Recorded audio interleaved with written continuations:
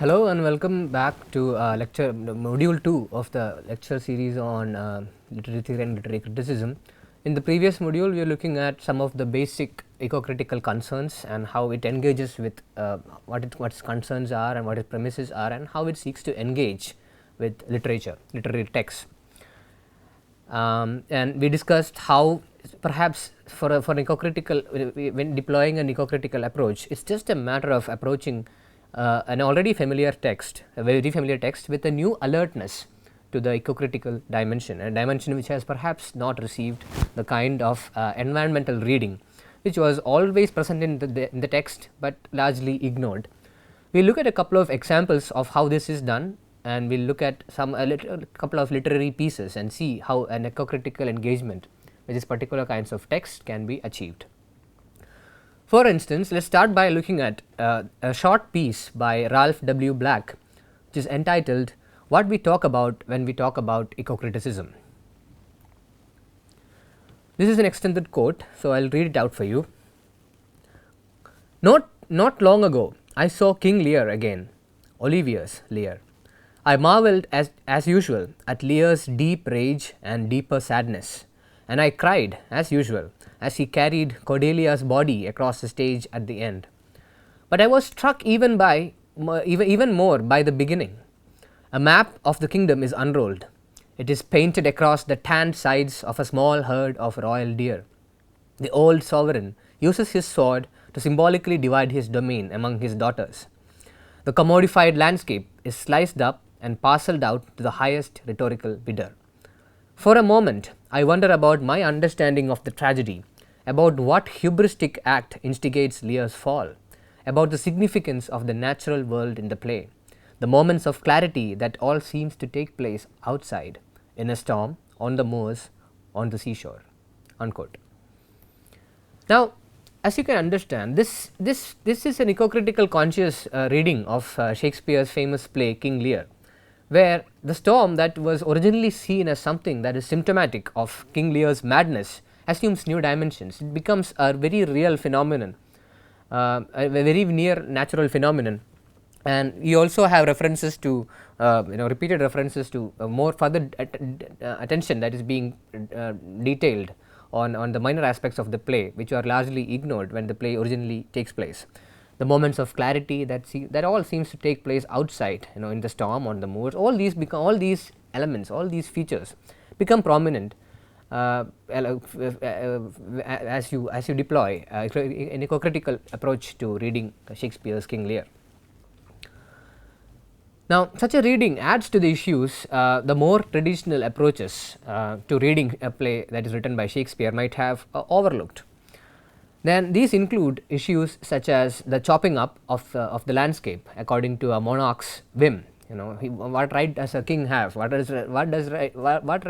does any human being have to just chop up and divide a landscape, a physical landscape, according to his own whims and fancies? And we also look at the storm that is not merely emblematic of Lear's madness, but exists as a natural phenomenon, and so on. Now, the wind blasted heath and the moor that King Lear wanders in his madness would also be a matter of interest and to the eco-critic. Eco-critical readings of such canonical texts thus begin by adding a different perspective and are not limited to works that are self-evidently about nature. So, even though King Lear is not overtly ostensibly saying and explicitly making a statement like some of the other works that we discussed in the last class, like Thoreau's or Emerson's works, you can always attach a kind of eco-critical reading to any text that does not even remotely resemble, that is not self-evidently about nature.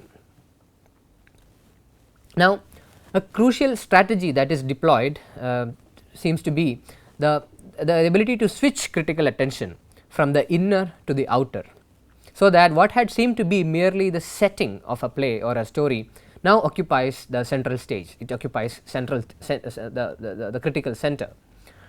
Thus, in the example that we just discussed, a storm becomes a storm and not just some vague metaphor for the turmoil in King Lear's mind.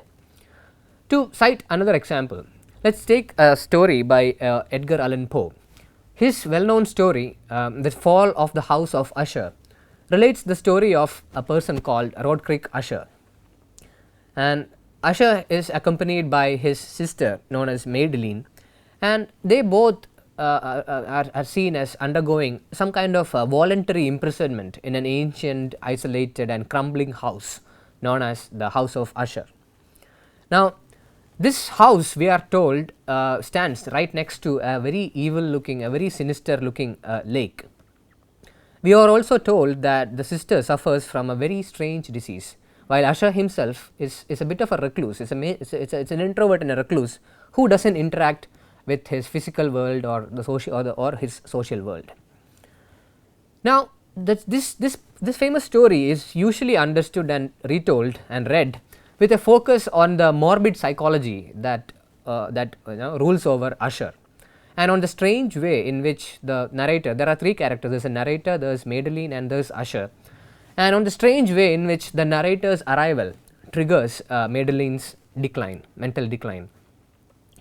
The story is also read by citing Usher and Madeline as aspects of the narrator's own being, that is, as a subconscious underside to his own rational self. Now, this is a common literary or critical ploy through which the external elements, whether it be the characters, the objects, the situations or the events, the plot elements happening within the play, these are all external, and this is a common critical ploy where the external is often read as the internal, which in this case would represent the elements of the subconscious itself.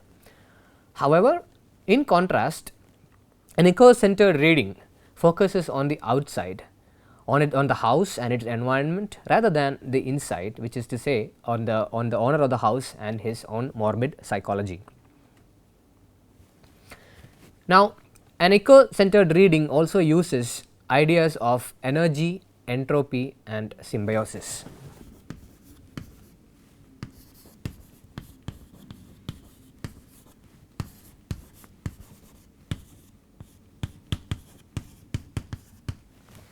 For those of you who are familiar with perhaps high school biology, you might recall that entropy is a kind of negative energy within systems which tends to break them down or disorganize systems, while symbiosis more or less denotes the very opposite of this act.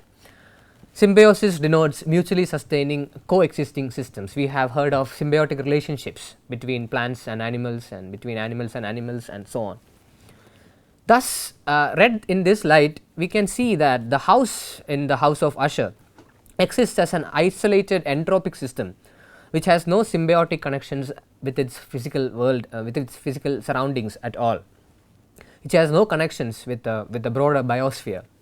The stagnant lake reflects the house's own unmoving image, and the house can be easily seen as breathing in the atmosphere of its own decay. The House of Usher thus becomes not a part of a living system. We understand that no new elements come into the house, into this system from the outside to energize it or to enable it to contribute to other systems in a meaningful way. It is basically, the house becomes a light that has basically failed, a stream which has ceased to flow, or a fire that has nothing to burn. In other words, the house in the House of Usher exists as something like a black hole, which becomes a bit of a vortex into which its energies are sucked and destroyed. And we also have with its companion, the black tarn, the black lake, into which the house eventually collapses and disappears as the story ends. Even the character of Usher is seen as somebody who is all culture and who has nothing that is derived from nature. He is all culture and no nature. We understand from the story that he is photophobic, which is to say that he is hypersensitive to light. He likes living in darkness, and he cannot bear natural light at all. Interestingly, he prefers the natural light represented in paintings, the artificial light represented in paintings, to naturally occurring physical light. We also know that he cannot bear to hear natural sounds either, and he only lives off the processed sound of artificial music. Thus, what we have in the story here is basically an ecosystem that is damaged beyond repair, and it's basically something that exists on its death throes. In this reading, the center of the story is not the dark side, the dark night of the soul with its accompanying ontological anxieties as was popularly and classically imagined. Instead, what we have is the permanent night of a willfully courted ecological disaster that is just waiting to happen. It is like something that is it is something like a nuclear winter or a case of solar exhaustion. Now, as you can see, this offers a much more frightening tale than the conventional that any of the conventional stories of the story might have offered us. And this is because we understand now that as the narrator runs away from the collapsing house, we know that there won't be any place for him to left for him to run into. It becomes almost apocalyptic in its tones. Thus, ecocriticism functions counterintuitively to long-standing and deeply ingrained Western cultural traditions that depend on anthropocentric attitudes. Now, we know that Protagoras was an early Greek philosopher who lived in the 5th century BC, and it was Protagoras who made the famous statement that man is the measure of all things, which places the human race starkly and confidently right at the center of everything in the universe. Similarly, in the book of Genesis in the Bible, we understand that human beings are given dominion over the fish of the sea and the birds of the air and every creature that moves on the ground. Similarly too, we have Leonardo da Vinci's famous painting, famous drawing, The Vitruvian Man. If you have access to the internet, I recommend that you perhaps run a search for da Vinci's painting of the Vitruvian Man. Now, the painting itself is basically just a naked male figure that is set within a circle and a square, with his arms outstretched both horizontally and vertically raised and diagonally above his head. Now, Da Vinci sees this painting as the proportions of the human body as the basis of one of the most fundamental of all geometric shapes, and hence apparently the most pleasing of all forms. Now, my point here is that all these and many more images and sayings like these seem to give us a high cultural license for attitudes which are anthropocentric rather than ecocentric. So, anthropocentrism is something that needs to be pitted against and seen in opposition to the ecocritical concerns. In the 19th century, the great Victorian art critic John Ruskin coined the term pathetic fallacy. Pathetic fallacy was coined by Ruskin in 1856 to account for our instinctive tendency to see our emotions reflected in our own environment, which seems to be another form of the habit of seeing everything that is centered upon ourselves, which is just basically another anthropocentric tendency. Hence, a face like the cruel sea manifests the pathetic fallacy by projecting the human attribute of cruelty. The sea can't be cruel, it's only human beings who are cruel. So, it just projects a human attribute, in which in this case is cruelty, onto a very naturally occurring element. Ruskin was also a very deeply eco-conscious, eco-sensitive person, and was the first major British writer to record a sense that the nature's powers of recovery may not be infinite as people would have taken for granted or assumed all along. He also felt that the modern forms of production and consumption have the potential to inflict fatal environmental damage.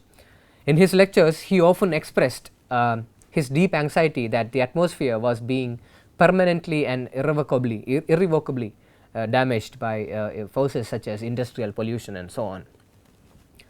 Interestingly, however, you might recall how in the previous module we talked about Emerson as one of the pioneering transcendental American the pioneers who started the American ecocentric movement. However, you might be surprised to know that Emerson, by contrast, had no such worries about pathetic fallacy at all. Nature always wears the colors of the spirit was one of his dictums, and we can find this in the first chapter of his Nature.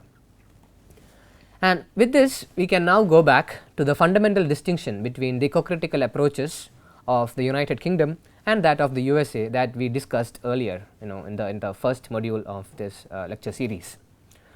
Rather than seeing it as perhaps a case of simple environmental optimism and pessimism, it would be better to consider the small and crowded islands. I mean, for example, when we talk about these distinctions between these approaches in UK and USA, we can basically perhaps boil it down to the geography of these two landscapes, these two land masses themselves, which is to say that instead of just citing it down as a basic case of environmental optimism versus environmental pessimism, it might be safer to assume that a small and crowded island like Britain, or say for example Japan, are perhaps more likely to comprehend that the nature, that the environment that surrounds them and envelopes them is being rapidly and irrevocably destroyed by culture, as opposed to vast land masses as the ones that can be seen in America or Australia, for instance. So, if you are an Aussie or if you are an American, perhaps the impact of this kind of environmental degradation will be felt to you much later than perhaps in a country like the UK or Japan or perhaps even Mauritius. Therefore, to sum up the lecture, let's try to recall what an eco-critic would do or engage with. Eco-critics basically are interested in rereading most of the major literary works from a very ecocentric perspective, and they deploy a kind of method that pays particular attention to the representation of the natural world. It does not have to be a text that engages directly with nature or themes that can be attributed to nature, but even perhaps a play like King Lear can be read in an eco-critical light, as we just saw. They also extend the applicability of a range of ecocentric concepts such as balance and imbalance, symbiosis and entropy and energy, mutuality, etc., using them instead of other natural world concepts such as growth and development. Ecocritics also give special canonical emphasis to writers who foreground nature as a major part of their subject matter, such as the examples that we talked about in the first module, such as the American Transcendentalists, the British Romantics, the poetry of John Clare, the works of Thomas Hardy and the Georgian poets of the early 20th century, etc. Now, these are in effect works that foreground nature to a great degree, and the ecocritics are, they would like to place canonical emphasis on such works. They also extend the range of literary and critical practice by placing a new emphasis on the relevant factual writing, which is especially something that is reflective, which can be found in reflective materials such as essays, travel writing and memoirs, etc., instead of just focusing on literary texts, literary works. And finally, they might also turn away from this idea of social constructivism and linguistic determinism of dominant literary theory practices, and instead emphasize eco-critical values of observation, ethical responsibility and the claims of a world that goes beyond ourselves. And with that, we conclude our two-part lecture on eco-criticism and eco-critical concerns.